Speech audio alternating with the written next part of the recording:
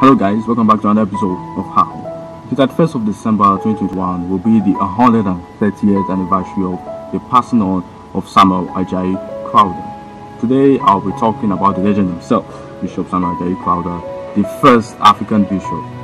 What does he have in common with the Brazilian Emperor Pedro II? Stay tuned to find out. And please, if you have not yet subscribed, hit the subscribe button down below. Now many of you probably know this man as the first African bishop, and maybe you know he translated the English Bible to many other languages, most prominently to Yoruba. Born 1809 in Oshogun, present day Oyo State, Nigeria, his parents were symbols of economic and royal importance. His father is said to be a descendant of one of the leading migrants from Ketu. His mother, the daughter of Alafin Abiodun.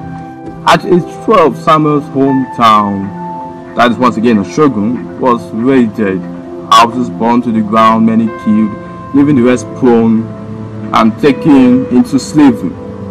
In Samuel's own words, the enemies who carried out these wars were principally the Oyo Mohammedans, with whom my country abounds with the fowlers and such foreign slaves as had escaped from their owners, formed together, making a formidable force of about 20,000, which annoyed the whole country. Some of his mother's siblings and cousins were not to be exempted, as they were thereafter enslaved.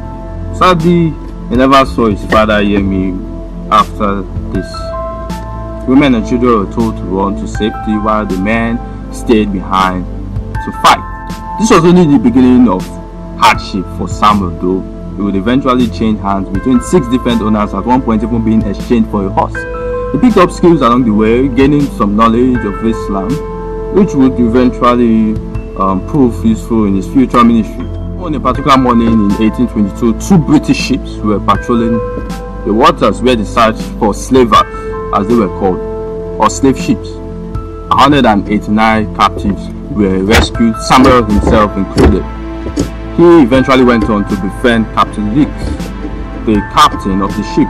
Unfortunately, on their way back, they got shipwrecked and 102 lost their lives. Samuel was lucky enough to be among the 87 who survived. I won't bore you going into details of that. That can come in a separate video. Arriving in Sierra Leone on the 17th of June 1827, they settled in Freetown, founded 35 years prior. Freetown was the solution to the problem of how to settle the freed slaves to their countries of origin. Now in Sierra Leone, Samuel attended Faraway College, which was a missionary school, an Anglican missionary school to train native African missionaries. Crowther excelled at Faraway College, at one point even being made director of studies. In 1829, Samuel married Susan Asana Thompson, a former slave herself, with a similar story to Ajayi Crowther. The marriage was blessed with 6 children, 3 boys and 3 girls. Now most notable products from the union are Denderson Crowther, Herbert Macaulay, one of Nigeria's foremost nationalists, and so on. It is worth noting that this line of family, in which Samuel himself is a member, produced some real great men in their own right. Well, Samuel being perhaps the most known of them all. Thus, this is where we answer the question, what's the link between Samuel and Pedro II of Brazil? Well, is this man in the picture here? Candido da Fonseca Gaval, hope I pronounce that well, the former slave himself and later on abolitionist, born in 1845.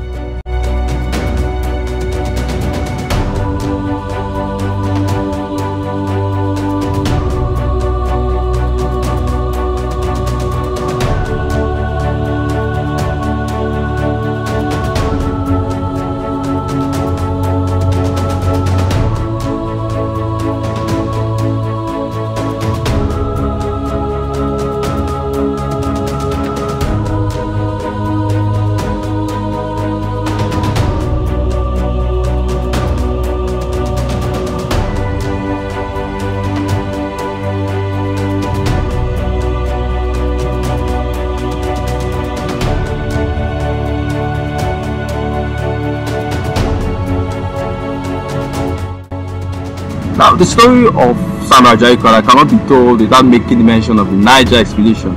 The first Niger expedition funded and initiated by the British Empire, backed by the Prince Consort, who is the husband to Queen Victoria, to explore the Niger through the Niger River. The missionaries used one stone in killing two birds by joining the expedition team, using it as an opportunity to reach out to the locals of the land they would encounter, the Bible and the plow.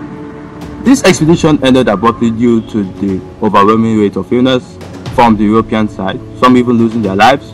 But overall, this expedition proved that the Niger area could be penetrated and the people of the land were ready to learn.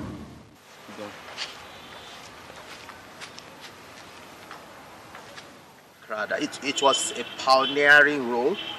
No one had played that role before, and his diocese was so vast. I can imagine the whole Niger area, the whole Nigeria and even surrounding areas, apart from Lagos and Abeokuta. There was a little of politics involved because the Europeans had their base, their headquarters in Lagos, yes. And also the Yoruba mission, also led by Henry Venn, also had its base in Abeokuta. So they excluded Lagos and Abeokuta. These are the developed areas. So Samuel Ajayi Crowther was given the raw materials, if you like, for him to make something out of it, not a finished product.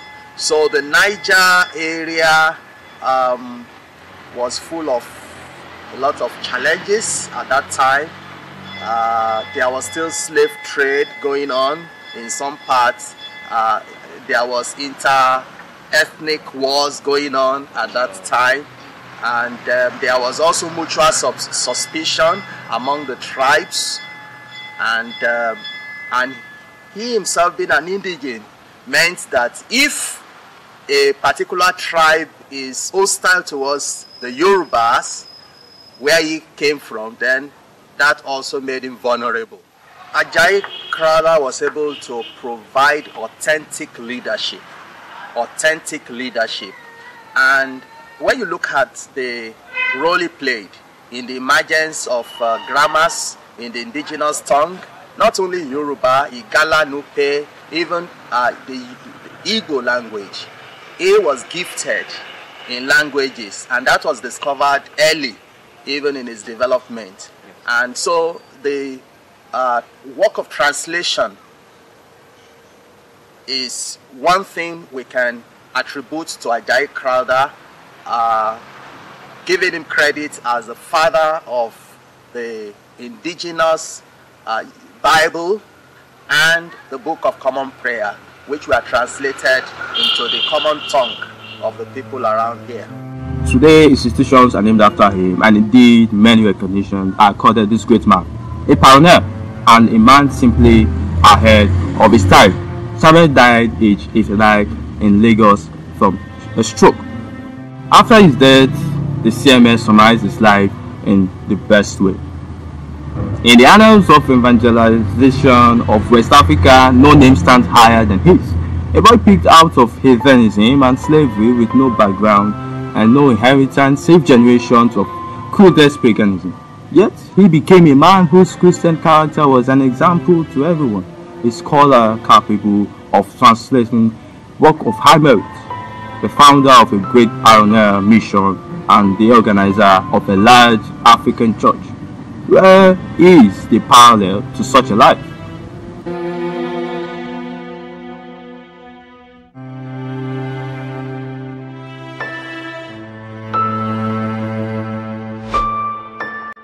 So if you have not yet subscribed to How, please do so now with the red button down below here. Thank you very much. Tell me what you feel in the comments. Bye bye.